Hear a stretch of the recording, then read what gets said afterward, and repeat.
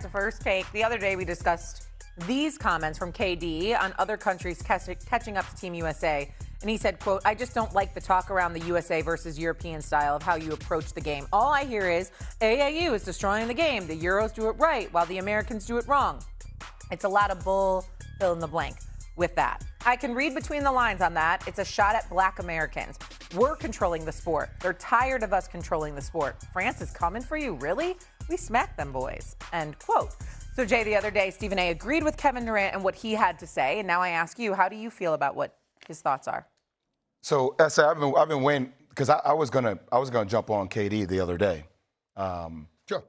And then I got a chance to watch Straight Shooter on your show, which is a great show, by the way. Great show, elite show. Thank you. And I heard you pontificate on it. And I have to firmly push back. And there are some things more so in the KD part that kind of got to me early because I felt like we were having different arguments, right? The first argument was about AAU basketball, which is a completely different argument than the Black American thing. I think whenever you bring race into something like this, it hijacks the conversation and takes away from the initial point, right? So to me, frankly, it felt like a little bit like a racist victimhood mentality, frankly, and it concerned me a tad, right? Because I think critiquing a development system is not critiquing a race.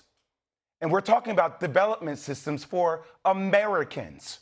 Mm-hmm. It's so AAU, which has been monopolized by shoe companies and by handlers and by, institutions that try to make it where it extracts value. And I get that predominantly players in the NBA are African American, but there are also a lot of players in the NBA and around the country that are Caucasian and involved in the same developmental structure, right, of AAU basketball, compared to the likes of overseas where it's more institutionalized, where there's more structure, there's more focus on the basic fundamentals of the game. Now, the thing that really bothered me ultimately about the comment is that we've heard American players talk about this for the longest time. Michael Jordan, Larry Bird, 2015, Kobe Bryant literally said European players are taught how to play the game the right way. They grow up learning fundamentals, spacing, footwork, and how to read the floor. In the U.S., we teach athleticism first. Over there, they teach skill and IQ first. Now, to me, Kobe never framed this as a racial or predominantly black thing.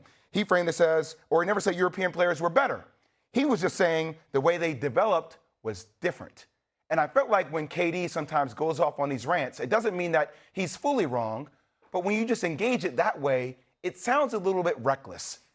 And it also feels as if it can just polarize a statement to a country where we're all in the middle of Black History Month, like Morgan Freeman always has said. And like Black history should never be minimized to a month. It should be American history. And that's why I wanted to come on TV and say to you.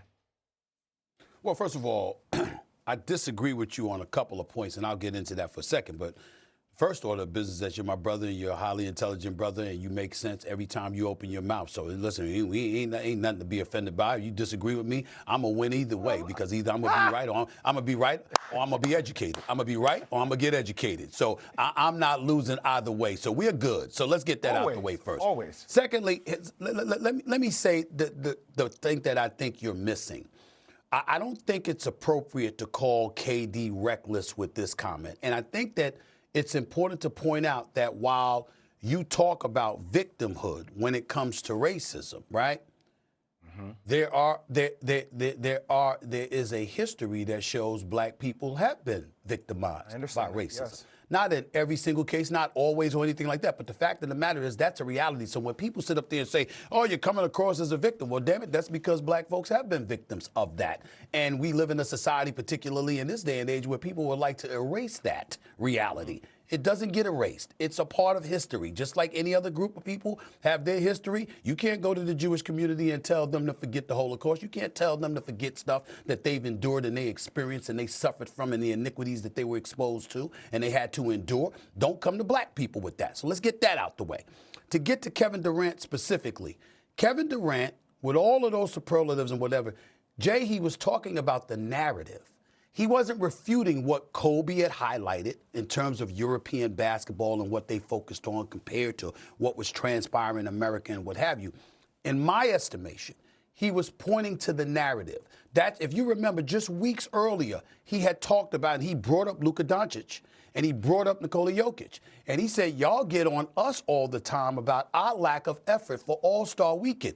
You never bring them up. Have you seen them play in All-Star Weekend? They don't care at all. Nobody had thought about that. We were saying NBA All-Stars, but we were really looking at the LeBrons and KDs and other people. So as a person that has won championships, that has won MVPs, that has won scoring titles, that's a 4-time Olympic gold medalist, he is sitting there with intimate experiences of dealing with the narratives that are thrown in his direction and that of his contemporaries. And he is compartmentalizing. Yo, this is what we're experiencing. When y'all ask these questions, y'all come to us. You're not coming to the other all-stars who are lackadaisical on the court, who haven't put forth that much effort. I'm just saying that when he pointed to the narrative, I thought that he made a very salient point, because it was true, and it is true, that when we talk about players, we're usually talking about them. And that's a fact. But why is it black Americans? Well, because it's like it turns into a battle between Kevin Durant and Luka Doncic and Nikola Jokic, when obviously, like, because there's Wemby. I thought I just answered that. I thought I just answered. He's saying that when y'all come with this cynicism and this skepticism, it is aimed at the black American players. That's what he's saying. Y'all are coming at us with it. You ain't coming at the others. You look at cats from Europe, whether it's Jokic or Luka or it's Wembanyama today, it's Embiid, it's anybody. He said, you're looking at us differently. That's what he's pointing to. And I thought he had a point when he said that. I don't think that could be denied. But in my opinion, he's looking at that comment. It's not about black Americans. It's about stylistic.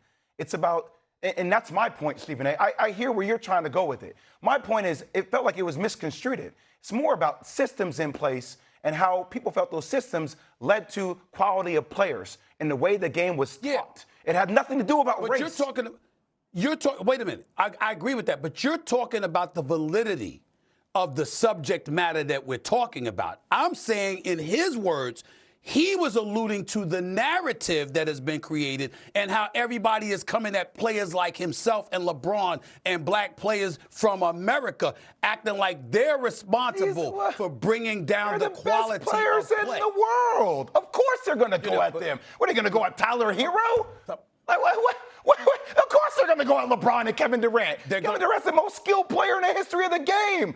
It's going to be a thing. Hold on, time. One of the most skilled players in the history of the game who has never cheated the game. He's never cheated the game.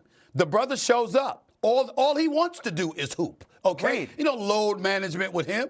Taking his money for granted. He's not playing like somebody that's not a champion. He's pointing out, based on the narrative, and he said, I can read between the lines on what you're doing. This is how him and a lot of the players feel. You know them, and you know that's how they feel. Now, you can attack the veracity of their feelings or the legitimacy of their feelings, but there is no doubt that they feel that way. And a lot of times, us in the media, we're sitting back and we're like, hey, you know what? When we go and we ask them these questions, we're aiming it at them. When he pointed out Luka and Jokic, for example, when have they been asked those questions? That's what he was saying.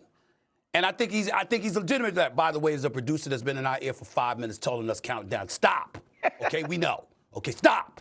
All right? But that's it. All I'm saying is that's what he was talking about, the narrative. And I get it. I understand where he's coming from. In order to be fair, I do get where he's coming from with that.